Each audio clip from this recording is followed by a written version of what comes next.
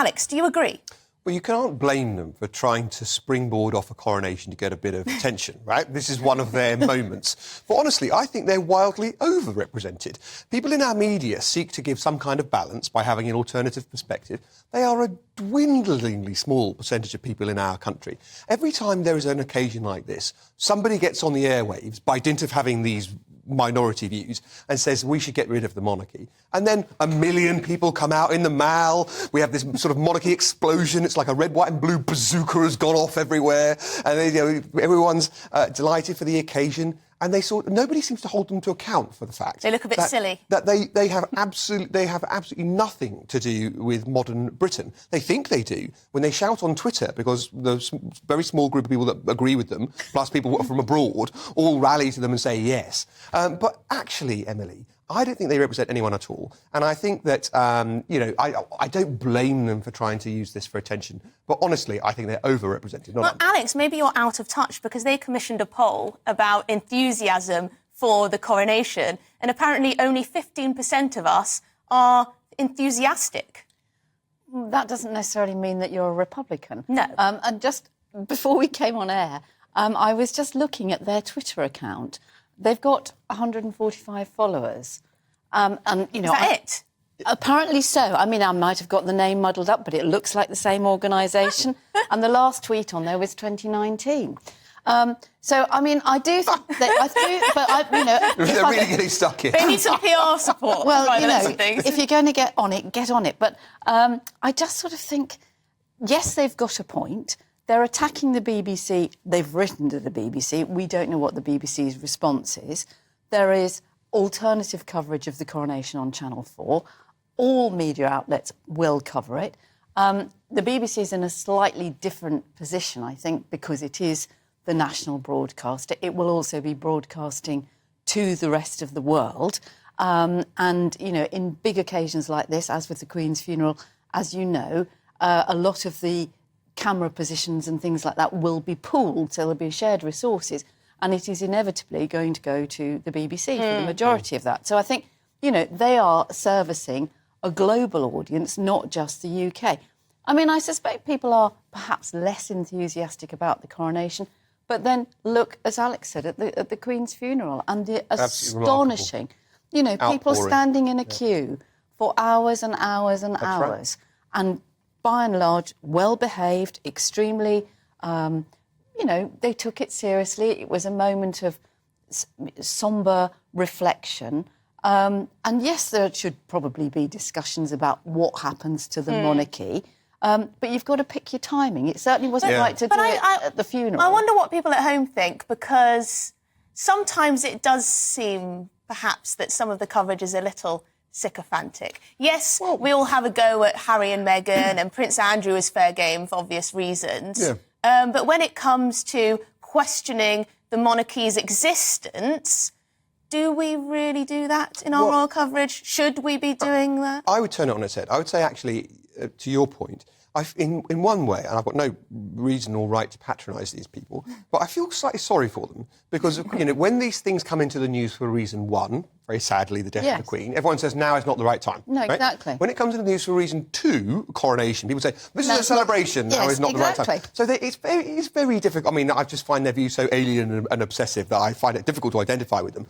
But if you were of that perspective, I can see why you would think that it's an uphill struggle. But you've put your finger on when they should have been going to town, which is, look at this business over Harry and Meghan. Are they in or are they out? Why are they getting this money if they're not working royals? Look at the attention, the divides in the royal family. Is that really reflective? Prince Andrew, open goal, even on the most charitable view. Well, it was an open goal for him and then an own goal, wasn't it? So, the man couldn't stop punching himself in the face. So, you would think that someone else would have a go as well. And it seems to me, perhaps that was the gap from 2019. That's when they just didn't do anything. So you say pick their moments. Actually, they've had ample opportunity before the late Queen's sad death to do something, and they didn't do it.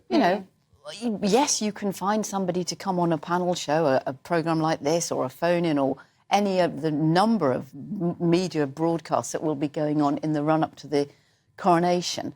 But what do they actually want? you know, you've only got to say the words President Boris Johnson, and I think that would make anybody an ardent monarchist. Yeah, so that's one of the things that happened in Australia, which is an apt comparison, right? I think the Republicans would say they're further ahead on their agenda than we are. And one of the stumbling blocks in the referendum they had in Australia was, OK, you don't want the monarchy, what do you want to have instead? And the model that was put forward met with pretty much universal disapprobation. So it's not enough just to say you don't want the system we've got, which many of us think is great anyway. But if you don't want that system, you have to propose something else. And that's when these things fall apart. It's such a student union conversation debate, isn't it? It is. I do think some of these anti-monarchist Republicans are just, you know, stuck in the debating chamber, thinking they're all very clever for thinking, you know, outside the box. And I think, you know, to a certain extent, the King has made it very clear that he wants a slimmed-down monarchy. We saw that happening, and, you know, I think in the latter years of the Queen's life, there was a certain sort of slimming down, a weeding out of people. So you now know that you've got the working royals, the non-working royals, the hangers-on. And I think the fact that the coronation is down to 2,000 guests, can you imagine 8,000 people crammed into Westminster Abbey for the Queen's? Must have been remarkable. But there was a report out this week, last week, from Civitas. I don't know if you saw it. Civitas is a think tank in Westminster, another think tank. And they said the monarchy is at risk of abolishing itself because they're not doing enough. There aren't enough working royals. There aren't enough public engagements. They're not making themselves seen. But this is what King Charles wanted, isn't it? He wanted to slim it down. But then what do you want from them? You know, I don't think people know. So I can tell you, you ask rhetorically, but I think the answer is we all want them to be like Princess Anne. Yeah, that's the that's the example that everyone's mind always turns to. But the reason I think that this Republican agenda is going to struggle for a bit is another part of British instinct.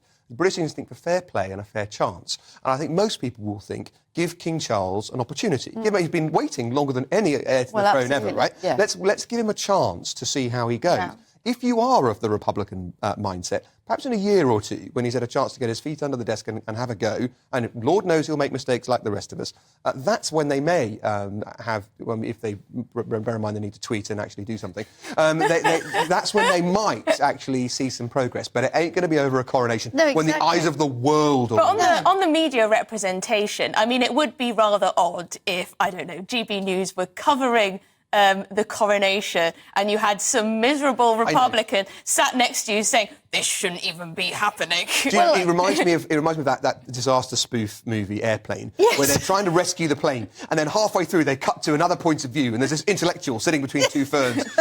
Well, they paid for their tickets, they knew what they were getting into. I say, let them crash. I mean, nobody has these views, and everyone's going to be watching the UK. It's one of our moments in the sun. And you know what? If we didn't have the monarchy, we would wish we had it, because look, Britain's going to be in the eye of the world for this occasion. And, you know, you don't have to watch it. I think there probably is, you know, less enthusiasm. I don't know. I don't know how easy it is for people to organise street parties, whether there's the inclination, whether they'll, you know, we've got an extra bank holiday. See what the viewers think. Well, should we have a look at what you're saying at home, what people are saying at home? Adrian says, I would think that we have more supporters of our king and the monarchy in this country than we do Republican. I love our monarchy. There you go, monarchist there. I also saw one that said not the reverse, but Simon has said, great show, but every news outlet goes on and on about the royals. I don't care one jot about King Charles and all his cronies. It will be nice to have the Monday off, but I won't be watching the coronation. But for the Republicans, apathy won't do it. No, they need people want to be change. positively on their side, and that's what they're failing to do. You know, people say, well, perhaps there's less support for the monarchy. Well, there was a lot less support for Charles I, right? You go back in history, it can be a lot worse than some people disliking you on Twitter. Well, I think it will take some gone up and down, hasn't it? I mean, you know, the support for the monarchy absolutely plunged after Diana died. And then it gradually sort of got back up again. I think it will take some time for King Charles to, build support. I mean, the late Queen passed away. So much sadness across the country, across the world. It takes a big person to live up to that. Almost impossible. He has to define himself and be himself. But to be fair, Alex, I mean, we do know quite a lot about him. I mean, we know that he cares very much about the environment, and was banging that drum before it was fashionable, to the point that people thought he was slightly bonkers. They've chosen a quiche. I don't want to go down that route, please. But, the things that they do, and even the coronation invitations. Have you had yours? I thought it was yet? beautiful, and I'm still waiting. The post has been terrible. Yeah, me too. Post I has haven't been had terrible. mine yet, actually. No. Has anyone at home got an invitation? You know, they do. But yes, I mean, that was beautiful. I thought it was lovely. And the things that he and the Queen do, I think, you know, we do know what sort of a person he is, what sort of a person she is. That's fair. And I but think you can be the longest run-up doesn't tell you about no, the it doesn't. performance. And also, you have to stop doing Things the things. change when you're actually in the role. Yeah. So Pete says, I would be keen on watching it, the coronation, but I expect the king will ruin it by putting a woke slant on it. Well, I don't think many people trust him not to turn it into a clown show. And that is one criticism that has been levelled against King Charles and when he was prince. Yeah, the Queen stuck to a position of studious neutrality. And gosh, it must have been difficult sometimes, because like any of us, she would have had views that she wished that she could express and people didn't. that she must have... And people that she didn't want to shake hands with, and we made her, and so forth. But Charles's position was different, but naturally people remember it. And it's only hindsight, I know, but he could have done in retrospect with being a bit more like her at the time, I think. Quite possibly. Quite possibly. But, I mean, it's going to be a transition period, and I think what we have seen is William and Kate, the now Prince and Princess of Wales, who just get on with it and do the job. And, you know, whether you like them or not, that's their job, they're doing it. Spot on.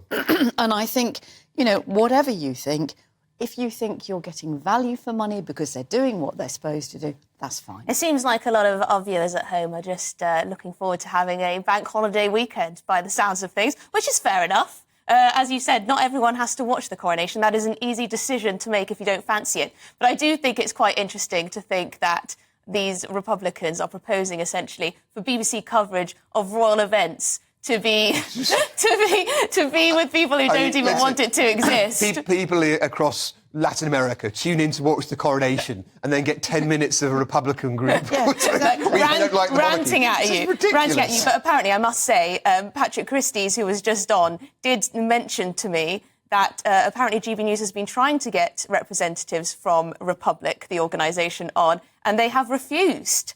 So there you go. Perhaps they don't want to represent themselves as much as they say. You've got to follow them on social media. Put those figures up. Probably only one of them. He's a bit busy. There's probably only one of them. Well,